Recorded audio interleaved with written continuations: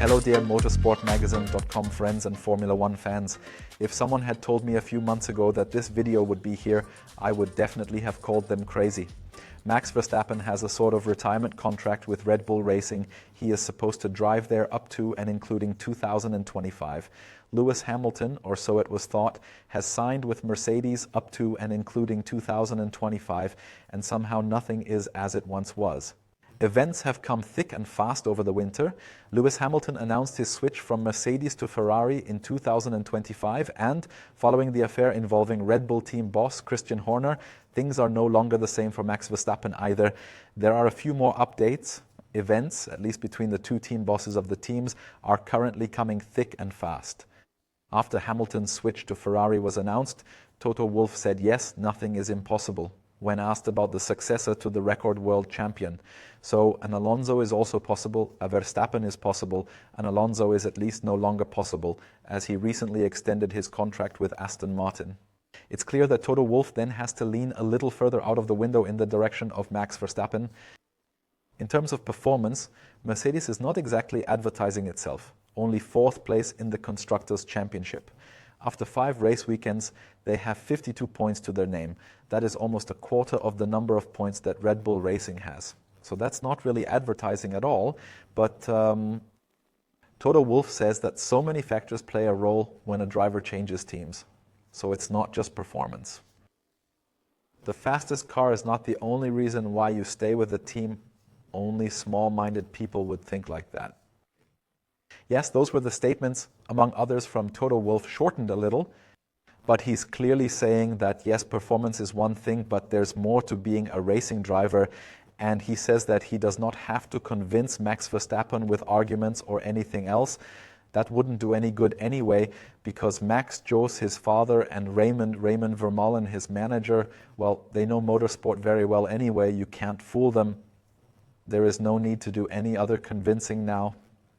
They have to know that themselves. The statements may not sound extreme now, but his counterpart on the Red Bull side, Christian Horner, of course, also got his ears slapped around in the media round. The Horner media round was relatively close to the Wolff media round on race Sunday in China.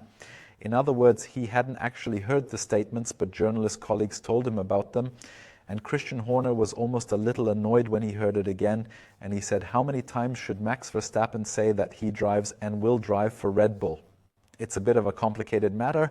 A Dutch colleague was also present in the media round, and he then told Christian Horner exactly what Max Verstappen has said so far on this subject. And even when he was asked quite explicitly about it, he never let himself be pinned down that he would continue to drive for Red Bull Racing. Although things have calmed down a bit recently and Verstappen's statements could be interpreted more in this direction, there has been no clear denial that he is going somewhere else for the 2025 season. But Christian Horner also says that it's not just about a piece of paper, i.e. is this contract. It's about the feeling in the team. It's about the performance. Yes, but the feeling in the team, that was exactly the reason why Max Verstappen started to brood in the first place. The affair surrounding the team principle is still preoccupying Formula One, even if things have calmed down a bit. But a colleague then asked Horner, well, is Red Bull Racing now this peaceful environment that people like to talk about, that Verstappen wants to have around him? And Christian Horner perhaps answered with one yes too many for my taste. He just said yes, yes, yes, nothing more. I think everyone can make up their own mind about that. On the outside, everyone at Red Bull Racing is now keeping quiet and saying nothing, but you can still hear it bubbling inside. Of course, the power structure has not really come back together yet, but Christian Horner is now also speaking plainly when it comes to Verstappen's possible transfer in 2025. So far, he has said, well, he can't force anyone to stay here, no one is irreplaceable and so on.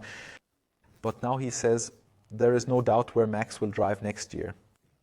And by that, of course, he clearly means at Red Bull Racing. And then it almost gets a bit personal towards Toto Wolff, because he didn't like the Austrian's comments, even though Toto Wolff then said that if I were Max Verstappen, I would be driving at Red Bull Racing for 2025. 2025 was a very interesting word. We will talk about that later. But what did Christian Horner send in the direction of Toto Wolff? Well, Red Bull Racing has now won as many races in modern Formula One as Mercedes has won in modern Formula One. So, not too long from now, Red Bull Racing will probably pull clear. Why the hell would you leave this team for a team that is only third behind its own customer teams? Yes, McLaren is currently doing much better than Mercedes, and Aston Martin is a bit stronger, at least with Fernando Alonso, if you at least look at the points. So why the hell would Max Verstappen leave Red Bull Racing? I don't think Toto's problem is his drivers. He should be focusing on other things than drivers that aren't available. So shots fired. Toto Wolff has bigger problems than his drivers. I'm not quite so sure about Lewis Hamilton at the moment. But of course, first of all, the performance has to be right, and then maybe he needs a driver who can implement that. At the moment, I don't think even Max Verstappen could do anything in this Mercedes. So shots fired, it's the old Christian Horner again.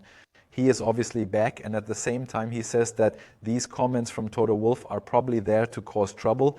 He is not alone in this opinion, by the way. So, it was to be expected that Christian Horner would finally fire back. Now that Christian Horner is obviously back in the saddle, he can shoot back at Toto Wolff, and Toto is of course shooting as hard as he can to get him out of the saddle again. So, this is psychological warfare at its best, and in Toto Wolff's place. If I could, I'd fight tooth and nail to get Max Verstappen into the car. As you can hear, this is a highly explosive issue. We'll stay on top of it, of course. Also, as far as the human fight between Horner and Wolff is concerned, we haven't heard that for quite a while now. While Mercedes and Red Bull wrestle over Max Verstappen, we at Motorsport-Magazin wrestle over you. Maybe we would also compete for Max Verstappen if it was in our budget, but I think it would be a bit tight. But we have a lot to offer you. Attractive positions in the editorial department, here as a video host, for example, or as a web developer. You can find a complete overview of our vacancies at jobs.motorsportmagazine.com, and then at least there's an end to the tug of war over your quality.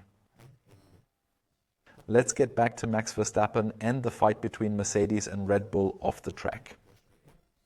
One very interesting point, as I alluded to earlier, is that Toto Wolff said that if I were Max Verstappen, I would be driving for Red Bull in 2025.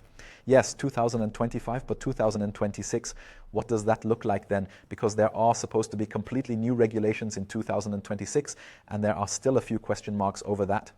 The only thing now is that Max Verstappen has signed a contract until 2028. There are various clauses in it, including personnel clauses, as we already know. This means that if something changes in the power structure at Red Bull Racing, then Max Verstappen could apparently switch. We are now in a situation where the power structure could change quite a bit, meaning Verstappen could potentially leave Red Bull Racing early. Of course, there are also performance clauses, but we don't think they will be triggered in the foreseeable future. That would be more of a case for a change in 2027 if 2026 really doesn't work out at all. So he may have to start thinking now about where he wants to drive in 2026 and may then have to accept 2025. But what's the deal with the year 2026? We have something relatively unique in Formula One. We have a major change both on the engine side and on the chassis side. On the engine side, there is a double change at Red Bull. Not only that the regulations are changing, no, the engine manufacturer is also changing. Until now, they have been with Honda, even though they are no longer a works team in the sense that they still race with Honda engines. In 2026, the team will be building its own engine for the first time in its history. Red Bull Powertrain is responsible for this, and there is also some know-how from Ford, but that is more of a marketing exercise on Ford's part. And that is the big question mark. Can Red Bull Racing be competitive with it? Christian Horner says yes, we might not have an existing engine to build on. That may be a disadvantage, but we don't have an engine that we currently have to worry about. So that's another advantage on that side. The chassis regulations are also changing, and Christian Horner has the arguments on his side, of course. Well, we have a pretty good track record when it comes to the chassis and changes to the regulations. Toto Wolff, on the other hand, is of course trying to win with the 2026 Joker and engine. Mercedes high-performance powertrains was the giant of success back in 2014 when they started the new era with the turbo hybrid engines. He says that Mercedes has ambitious targets for the power unit, the battery and the fuel, and if we then have a decent chassis, then we are a very good offer. He says we are in a good position for 2026. So I'm curious, that's also the question that many drivers are now facing. Apart from these two teams, the driver market is extremely interesting, but you don't know what it will look like in 2026. Chassis rules, engine rules, new players, there can't really be many more question marks. You are welcome to write what you think or what you would choose. The short-term Red Bull success, possibly swapping it for long-term Mercedes success. Is the Mercedes long-term perspective really a better perspective than Red Bull? Feel free to write it in the comments. But what about alternatives to Verstappen? Let's take a look at the Mercedes side. Obviously, we can cross off Fernando Alonso, but Carlos Sainz is, of course, a big player still on the market. He has to make way for Lewis Hamilton at Ferrari and has shown himself to be in excellent form recently. Even if China wasn't quite overwhelming, it was still decent after some excellent race weekends. He has not yet decided where he wants to drive in 2025 or in the long term. Of course, he's also a candidate for Audi. He already has a good offer there, as someone else has already told us on the record. So Sainz is definitely on the Mercedes list. Then, of course, Antonelli, the junior, who is currently still driving in Formula 2, has been sponsored by Mercedes for many years and is currently also driving a Formula 1 build-up test. First Formula 1 test with the 21 car, with more tests still to come this year. And Nico Hülkenberg could also be a candidate for Mercedes. In our AVD Motorsport magazine, our F1 expert Christian Danner recently spoke very highly of Nico Hülkenberg and said that Toto Wolff should take him as a replacement for Lewis Hamilton. But what Mercedes will do depends above all on Max Verstappen's decision. He has to decide whether to change or not, and then he will set a driver market domino in motion. And then, of course, Red Bull has to decide if Verstappen really does leave, then they will have a real problem because the really big ones will definitely be off the market. Then, of course, Sainz is still a very, very good option. We already know him from the junior program. He was a Red Bull junior. People are also talking to him, as we have seen and also admitted. Dr. Helmut Marko did say in an interview that he had a financial offer from Audi that exceeded that of Red Bull. So I think that if Max Verstappen were to leave, they would have a few pesetas left over and could afford Carlos Sainz. I think you have to open the coffers a bit more, regardless of whether you have the budget, which you would also have alongside Verstappen. I'm going to go out on a limb here. Otherwise, who else would be an option for Red Bull? Of course, Alexander Albon, he actually has a contract with Williams, but the ties at Red Bull would love to have him back. He has also been in the Red Bull program before, so the whole problem could possibly be solved with money. Otherwise, however, things look relatively bleak. The absolute top drivers are under contract. They keep trying to dredge up Lando Norris, but he's tied to McLaren for the long term. Oscar Piastri is already tied, and Russell is also tied to Mercedes until the end of 2025. But Christian Horner couldn't resist pouring a bit of oil on the fire, almost personally towards Toto Wolff. He said, wait a minute, Russell, his contract also expires at the end of 2025. Maybe he doesn't want to drive for Mercedes anymore. So I'm curious to see what else will happen. It's certainly going to be a crazy, silly season. I'm also curious to see where the new print magazine is. I'm sure it was here in the studio not so long ago. Someone must have stolen it, but you can go and get it. Issue No. 96 has just arrived, and of course it goes perfectly with this video. In fact, I even know that Max Verstappen is on our mailing list. Maybe he actually reads this magazine, and well, if he reads it, it doesn't look so good with the Mercedes switch because there's a detailed story about Mercedes, the chronology of failure. How could they have crashed so badly from the once dominant team to third place behind even two customer teams and of course Red Bull Racing? How could this happen?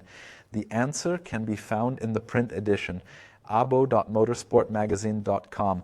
But of course, it's not just about Mercedes. There's much more for you.